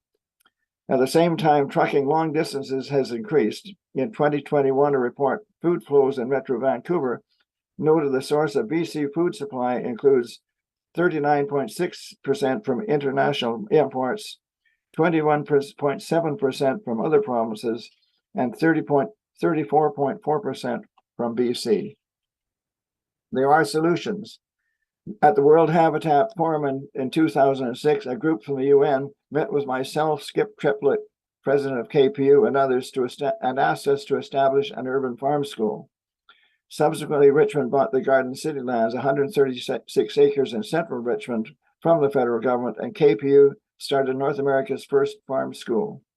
Students are taught regenerative organic agriculture and how to rebuild the soil and sequester carbon. Richmond provides incubator farms for them to improve their skills. Then they go on to farm unused or unutilized farmland or vacant land around megamansions. However, there are problems. The young agrarians are attempting to find land to lease with some difficulty. When they do find land, the owners often only provide one-year leases. We need the BC government to reinstate the land bank program of 1973. A requirement would be to rebuild the soil with organics, compost, and manures, and to sequester carbon. Also, Metro Vancouver should be encouraged by the province and even assisted in getting Colony Farm underway. Small farms could be encouraged to try different methods of carbon sequestration. On our farm, we're experimenting with a new process of using bacteria and microorganisms to heat up and ferment fresh manure so that it does not lose as much nitrogen and carbon and is ready for growing vegetables in just over a month. We are setting up a demonstration garden in the spring. As more land is brought into production, carbon sequestration will increase, especially if you're putting a rider on it that those that acquire land have to do so. However, as crops increase, it's important for BC at all levels to instruct all their facilities to buy local. We have a real problem with critical mass because of the major food chains wouldn't buy our products because we can't produce it in quantity. The BC government and local governments can solve that problem. It is also important to support BC farms in the hard times with a new agricultural income assurance program, and certainly the farmers that are affected by high prices right now, high hay prices right now, could benefit from it. In conclusion, it isn't just a simple problem of sequestering carbon in the soils of the land that is farmed. We must get BC farmland back into production using soil carbon sequestration practices and also reduce cars and trucking. The ALR is still the most successful agricultural land program in North America. It prevented urban sprawl and forced cities to develop walkable communities with parks, trails, and habitat coexisting with local food production. We need a commitment to support better local, regional, and provincial land use planning that has the strength equal to the ALR of 1973. And that is really where sequestering carbon comes in. This was our original vision. With courage and perseverance, we can maintain that vision over the next 50 years.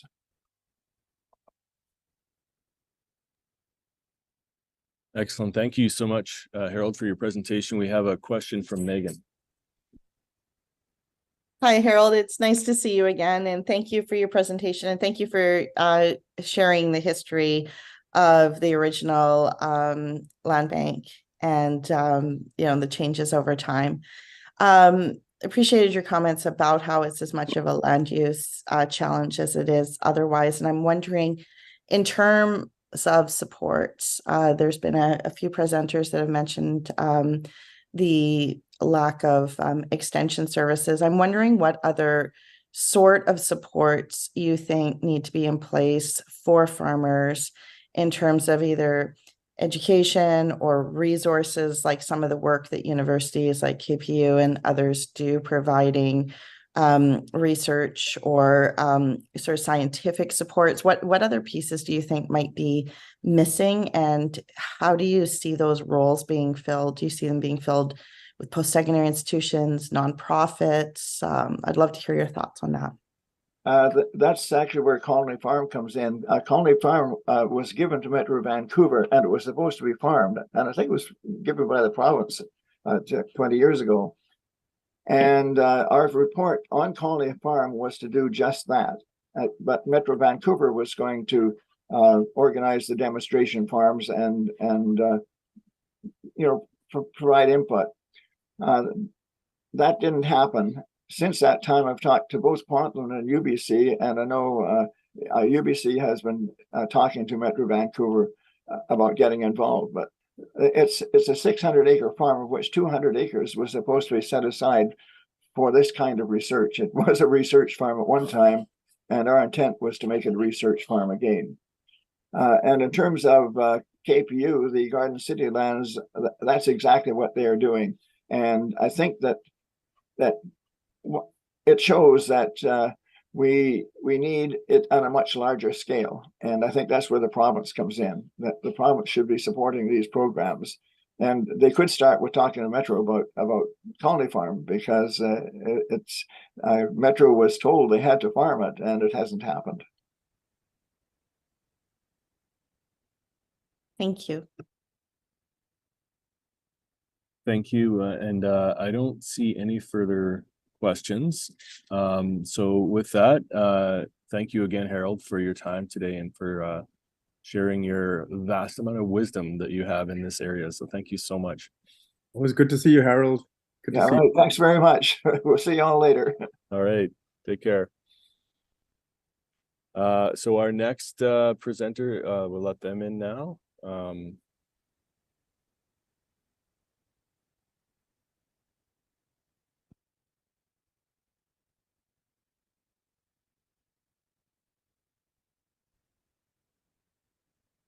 So we have Raymond Lee and Paulo Orasa from ONT Holdings. If you guys would like to introduce yourselves and then take it away, you have 10 minutes for a presentation and 10 minutes for questions following. Thank you. All right, thank you. Morning, everyone. Thank you for this opportunity to showcase our product and company before the Select Standing Committee on Agriculture, Fish, and Food. My name is Raymond Lee, and I'm the president and co-founder at ONT Holdings, located in Langley, BC. ONT is an agriculture technology company founded on the belief that the solution to climate change and food security are not opposing forces, but issues that can be solved together. At ONT, we use IoT, ICT, and AI technology to grow microalgae faster than anyone in Canada, perhaps in the world. Today, I'll be sharing how we use microalgae to fight climate change. Next slide, please. ONT strives to remove atmospheric carbon dioxide with microalgae, which is a profitable way to clean the planet. Algae is one of the most efficient ways to remove large amounts of carbon dioxide, as it eats carbon dioxide as a food source to grow and release oxygen. Science speaks for itself, and we don't need to reinvent the wheel. Algae has been cleaning our planet for millions of years, naturally, producing over 85% of the planet's oxygen. Over time, even our food chain has become reliant on algae as its foundation. Next slide, please. Microalgae is also one of the most well-studied microorganisms, and it's easy to grow. All it needs is CO2, water, sunlight, and a bit of nutrient. ONT grows microalgae in a closed-loop photobioreactor, away from potential contaminations in a controlled environment. Our technology optimizes and accelerates the natural carbon dioxide conversion process in a closed-loop system that completely controls light, temperature, and nutrients. We feed the captured carbon dioxide to the microalgae, and the microalgae eats it as a food source and grows exponentially. Next slide, please. It takes up to 2.5 tons of CO2 to make 1 ton of algae biomass. This biomass is the algae that comes from the photobioreactor, and it can be made into many valuable products that we need. Products like biofertilizer, animal feeds, supplements, biofuels, etc., just to name a few. We empty half of the photobioreactor every day, and it regrows the next day, just like that. The culture media is used as a completely organic and nutrition-rich soil amendment. Next slide, please. Our flagship product, ONT Bioenhancer, is OMRI listed for organic use. A liquid soil amendment harnesses the power of the algae to reinvigorate the microbiome in soil, helping beneficial bacteria and fungi to proliferate. This promotes soil health and plant growth. Over time, it will help reduce the needs for chemical-based fertilizer and helps lowering the greenhouse gas emission of farms. By implementing our innovative solution, farmers can expect a healthier bottom line while simultaneously contributing to a more sustainable and responsible approach to agriculture. So this year, we have been working together with universities like UFV and SFU, BC Chi, plus other private groups to do more trials on different crops. Soil health is at the core of regenerative agriculture, and we're committed to it. As I mentioned before, the biomass can also be turned into animal feeds or food ingredients that are healthy, rich in protein, carbohydrates, fatty acids, and tons of vitamins and minerals. Ultimately, the algae both cleans the carbon dioxide from the atmosphere and serves as a solution for food security. Each of these commodities are high in demand, and our vision is profitable and with good returns for investors. And it's most importantly, a carbon negative solution for agriculture and energy. Moving on to the process, the business of saving the planet. We have set up a 6-ton pilot plant in Langley, BC that is in full operation, consistently demonstrating the growing process of microalgae. Our next stage is to set up a 100-ton facility in the Greater Vancouver area. We need a little over 2 acres of greenhouse land, which would be enough to neutralize 10,000 tons of carbon dioxide from the atmosphere per year. Envision how beneficial it will be for the local people if we can help pull 10,000 tons of carbon dioxide from the air that we breathe in every day, and the benefits that can help our medical system long-term because we have cleaner air. Now take that vision and multiply it. If we have all the local cities and farms adapt to the use of our soil amendment for their crops, plants, grass, flowers, etc., our carbon footprints will improve drastically as well. Our soil amendments helps to improve soil health and promotes healthier plants to capture CO2 from the atmosphere and sequester it in the soil. A win-win situation for everyone. Next slide, please. Our team have tested and perfected our project for almost a decade to break down this concept into its simplest forms. It almost sounds magical, but the fully functioning process of nature has been reproduced in a controlled environment. Next slide, please. The potential is massive, but to roll out a solution like this at a speed the planet requires, we need lots of help and financial support from the government, private sectors, businesses, charitable foundations, and for individuals who put the planet first. Regenerative agriculture is farming that supports soil health, food security, and the planet. And we are doing our part. We hope more people can join and spread awareness to support our fight against climate change. Ultimately, I believe there's a great opportunities for a project or solution like ours to help improve soil health and increase carbon content in agriculture soils, especially in BC and across Canada. And that brings my presentation to a close. Thank you again for the committee members for this opportunity, and thank you, Dr. Leila from SFU BC Chi for recommending us as a center. So at this time, I would like to pass on to my colleague Paulo there, our in-house biotechnologist, for the Q&A part. Over to you, Paulo. Thank you. Hi. Yes. So yes, any questions are welcome at this point.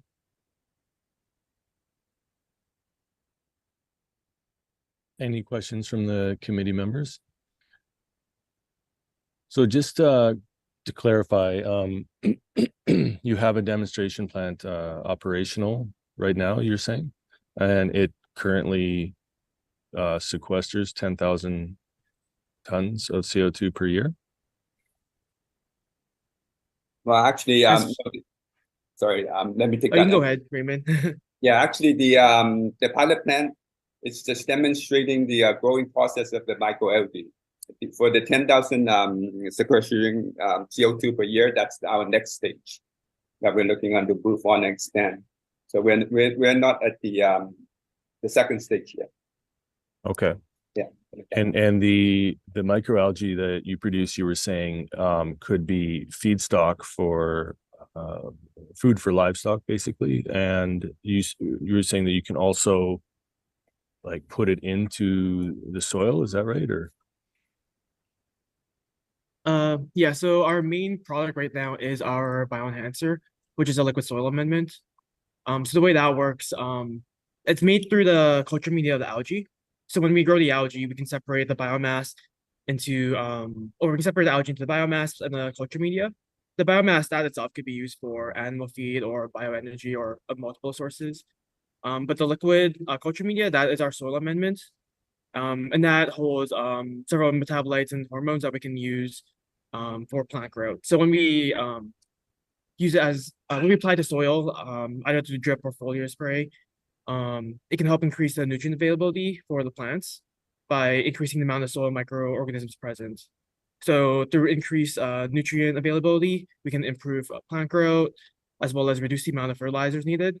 So by reducing the amount of fertilizers, it also reduces the amount of greenhouse gas emissions released through the agriculture sector, while also increasing the amount of food produced. excellent. Well, it's a very interesting technology that you guys have there. So thank you for sharing that with the committee today. I don't see any further questions, but thank you so much for your presentation. Okay, thank you so much. All right. Thank you. All right. Have a good day. Bye-bye. See you.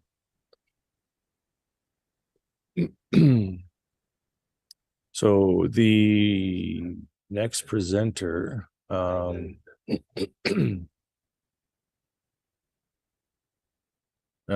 final presenter is not here yet. Is that correct?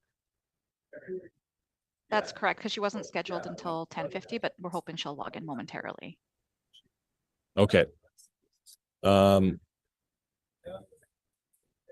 Yeah, we're a bit ahead of schedule, so I guess we'll take a recess until let's just say, yeah, let's say 11:40. 10:40? Sorry, I'm on Calgary time. 10:40. Yeah. You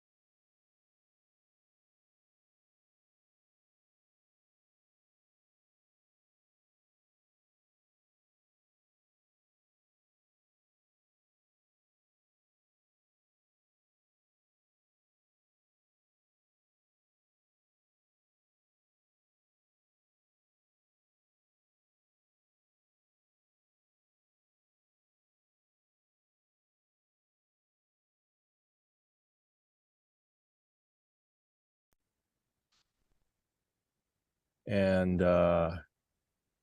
we have our next speaker coming in.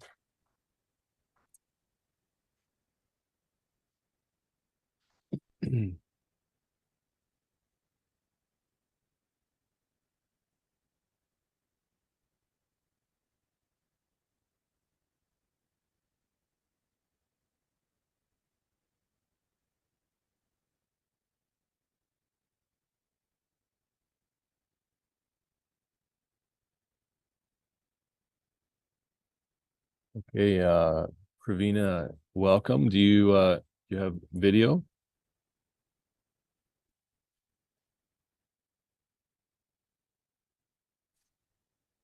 Just a second.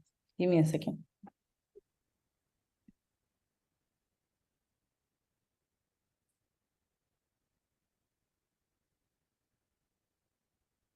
Hi. Hi, welcome. Thank you. So thank you for joining us today, and we look forward to hearing your presentation to the committee. So you have 10 minutes to share your thoughts with us, and then we have 10 minutes for questions following that. So take it away whenever you're ready. Sure. I'm the Chief Technology Officer for the Safe Soil Movement. It's a global movement. We have been building awareness on soil health across the world and asking for policies to support farmers to manage their soils sustainably in a healthy manner. I come from there. I'm quite honored to be sitting in front of all of you because British Columbia, if anything, has done most amount of work in a concerted manner to build soil health, be it for the foragers or the soil maps, all of it. The aspects that we want to share here with you as a moment is that there are, the way we look at policy is there are four pillars for any actions to be taken by farmers with respect to managing their soil sustainably. One is to do with the knowledge systems which support farmers to do the right thing. I see that there's quite a bit of publication with the British Columbia's, even on the website and everywhere, which talks about even drought-proofing foraging crops to all the other kind of crops. So the knowledge systems that are needed for farmers to adopt certain behavior to kind of build soil health and climate mitigate is existing. It's cataloged quite well. The second element is how do you support farmers? When we say support farmers, one is to have knowledge in place, another is to handhold farmers in adopting the knowledge. That's the second pillar. The third one will be having clear legislations in place which guide in terms of what should be done to soils, just like air or water as a resource. From my observation of most of the legislations, for soil health mandate in terms of legally is also well founded in most of the rules and regulations of this region. And the fourth one being, do we have monitoring and evaluation mechanisms to see whatever legal interventions and projects that we set up to build soil health? How are they functioning? Should there be course correction? Should there be change in direction? Or should there be encouragement to whatever is working by, allocating more funds or resources? So from all of it, from having done the analysis and also engaging with few of the farmers with whom we have interacted in Canada, what we find is the farmer hand-holding ecosystem is what we couldn't really find a lot of, information about. Like there exists knowledge, there exist schemes from the government to support the farmers to adopt the right things, how the farmers support it. So this is one particular aspect I thought we as a movement would like to understand and maybe, share with the, the standing committee, how to understand it and see if there are any ways we can support for this particular aspect. And why do I say that this is one particular aspect that we would want to look closely and maybe interact with farmers in the region and understand is because we have been working with marginal and small farmers in South Asia, and we have had the experience of seeing how what it takes to have the farmers adopt certain things. This is one particular aspect where we think we can share what we know and maybe if need be assist in any manner possible. Second, we have also been working with carbon credit accessing project development organizations like IORA, Bhumitra, and few other companies who are using hybrid mechanisms to evaluate the carbon sequestered by farmers. When I say hybrid, one is doing on-ground soil testing, and second is also doing remote sensing based measurements of carbon over a period of time and assessing it.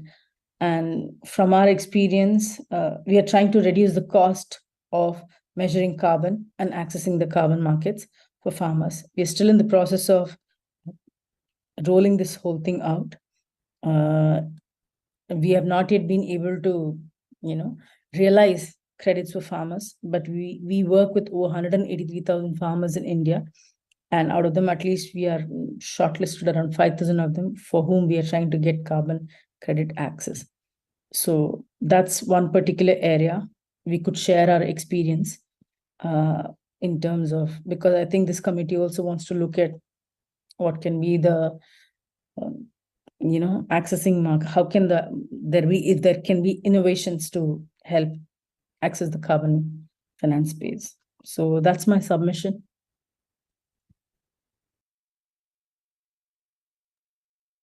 Excellent. Well, thank you very much for your presentation. We have a question from Megan. Thank you, Chair. Thanks for your presentation. Quick question.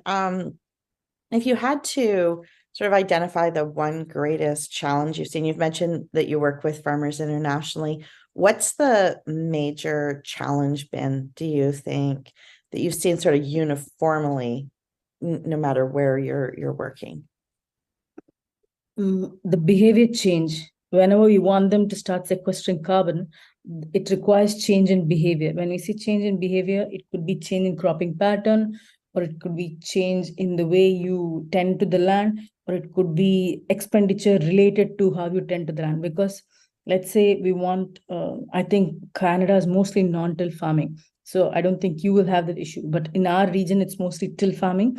And when we want farmers to move from tilling to no-till, there is change in equipment needed. So there may be willingness to change, but there has to be support to transition towards change in behavior by either having the equipments in rental or having it in rotational basis.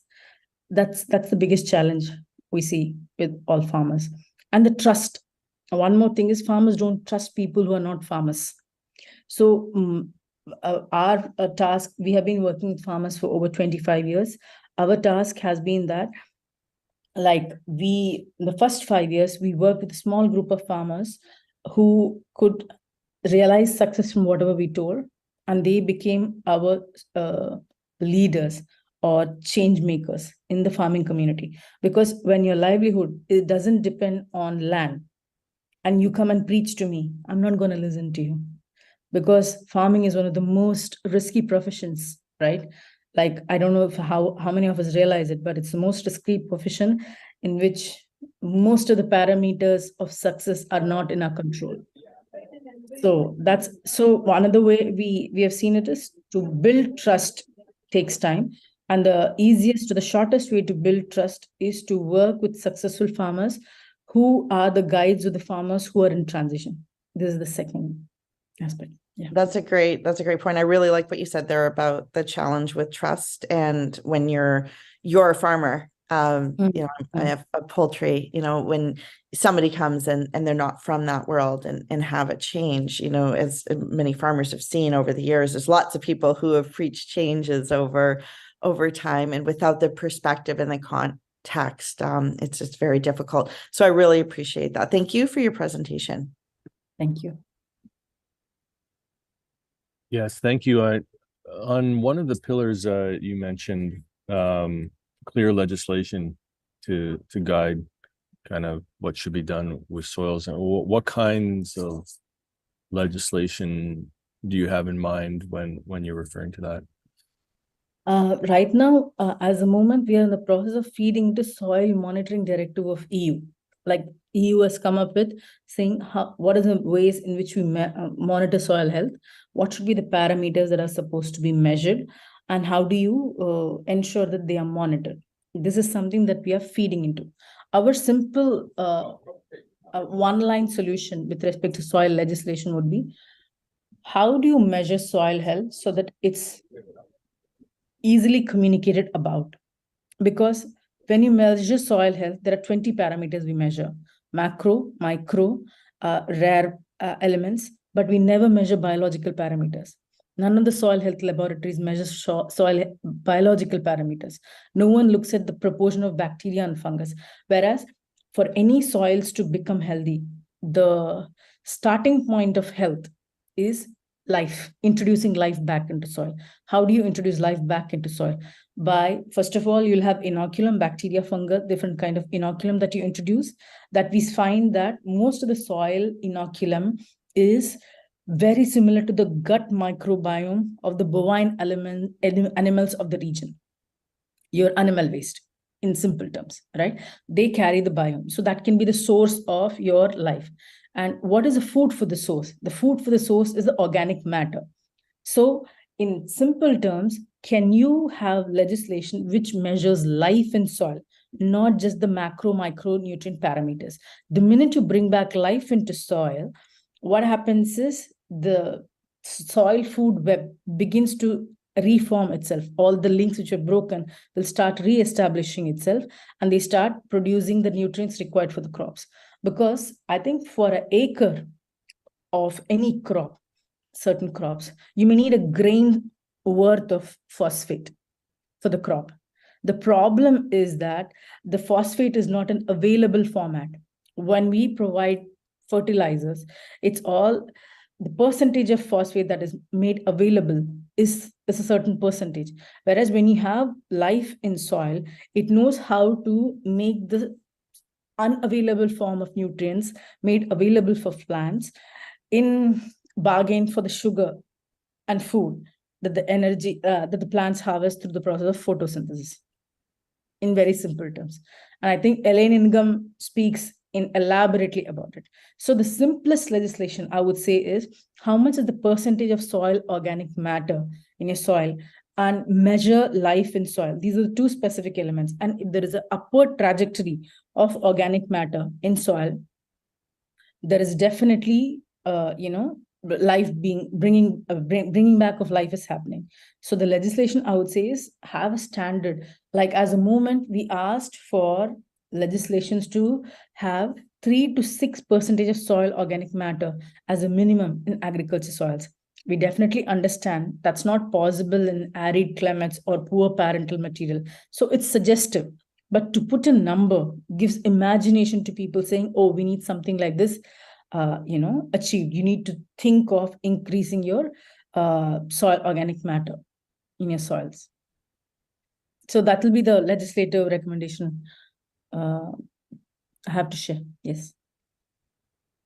Thank you. And so the reason, just so I understand, the reason that you're suggesting that there be kind of a recommended amount of organic material in soil as a guideline, what would be the purpose of having that in legislation? Like, what would be the sort of the end goal of that? So when you want to achieve something, you have a target, you need to work towards it. I'm running at a certain pace right now. I'm able to do only so many miles in so many minutes. Whereas if I set up a target, I need to prepare, I need to, practice enough for me to get to the target. So what are those targets? Like if we establish those targets, then we need to start working with farmers in supporting them, incentivizing them to bring back the organic matter into the soil. So all the policy level interventions, or rather programmatic interventions, will be towards achieving this goal of organic matter. But in achieving that goal of organic matter, what is the end result that we're hoping to achieve? Is it better food production? Is it sequestering carbon? Is it all of the above? Or so soil organic matter, technically speaking, 1% of soil organic matter is equal to 1.73% of soil organic carbon. That's the conversion. So when you sequester, 1% of carbon is equal to 1.73 matter, right? That means every percentage increase in soil of carbon leads to 1.73% increase in matter, or rather when you put 1.73% of matter, you're increasing the carbon 1%. So there is carbon finance accessible. Second, when you improve organic matter into the soil, the resilience of crop with respect to climate shocks increases. The quality of food improves. The nutrition density harvested in the food increases. And the food security in terms of yields definitely improve. Yeah. So all of these things, there are some 12 SDGs, Sustainable Development Goals, that get met when you increase soil health. And the simplest way to improve and establish a foundation for soil health is soil organic matter, increasing soil organic matter. And the ways to achieve it is put back animal and plant waste back into the soil. thank you. Follow-up question from Megan. Oh, thank you, Chair. Very quickly, I looked through your slides, and one of the questions I meant to ask was, I see that you're part of the ISHA Foundation. I was just wondering if you could just tell us just very quickly about the work that you do, and very briefly about the history and how you got into this part of soil. Okay, so we have been working with farmers in south of India from 1998. Like south of India, like we don't have the kind of luxury of glacier-fed rivers or monsoon rains. They're very quite quickly packed into less than 30 days, torrential rains, and after that there is no rain. So our farmers were going through a lot of droughts and flood cycles. So we have built resilience in farmers in that part of the world by training them on regenerative agriculture practices and bringing trees back into the land, as in having trees as part of the farming practice along with the field crops, annual crops. And with this, we have seen farmer livelihood improve by at least 3 to 8 times. And we have also been able to connect whatever good produce that's happening because of good practices to the markets and get farmers premium prices. Right now, we are working with over 183,000 farmers in south of India. And we have also aggregated farmers. In India, we don't have unions, we have farmer producer companies. Over 12,000 farmers are aggregated, and their produces which are of higher quality get premium price, be it coconut, be it millets, be it vegetables, all of that's produced by these farmers. So we are assisting farmers in hand-holding and behavior chain at this spectrum, that is production spectrum, until the consumption spectrum, as in the push and pull mechanisms. We are working out both ends of the spectrum by assisting farmers in change of behavior, because change of behavior, when not rewarded, there is a possibility of people going back. So we are trying to ensure that the change of behavior becomes semi-permanent and eventually permanent, because they realize it. In the semi-permanent to permanent phase, you really need a pull mechanism. That pull mechanism is usually markets' willingness to pay higher price for the produce. And we establish that also through, market linkages. Great. Thanks again. I appreciate your presentation today. Thank you. So you're Thank you for listening to me. So your experience is basically what you're saying is that you're working in an environment that is subject to potential of drought, and by enhancing soil health, you are kind of preventing that drought from happening on the farms, and having the farms able to produce longer. Is that part of it, or? So this, I'll answer you this with a case study. There's a coconut farmer in one of the most driest parts of South India. 3rd year of consistent drought, no rains until 3rd year. The neighboring farmers have started slashing the coconut trees down. This person was getting around 140 nuts per tree. on a regular year. With third year of drought, the number of nuts have gone down to 90 nuts per tree. But his coconut tree is not drying or dying. So there is climate resilience built into the farm because of these habits. Excellent. Jordan has a question. Thanks, Chair. You had some stats or data on percentage of organic matter in soils in globally and perhaps in India. Do you have any sense of what averages may be in agricultural soil in British Columbia? No, I do not have it.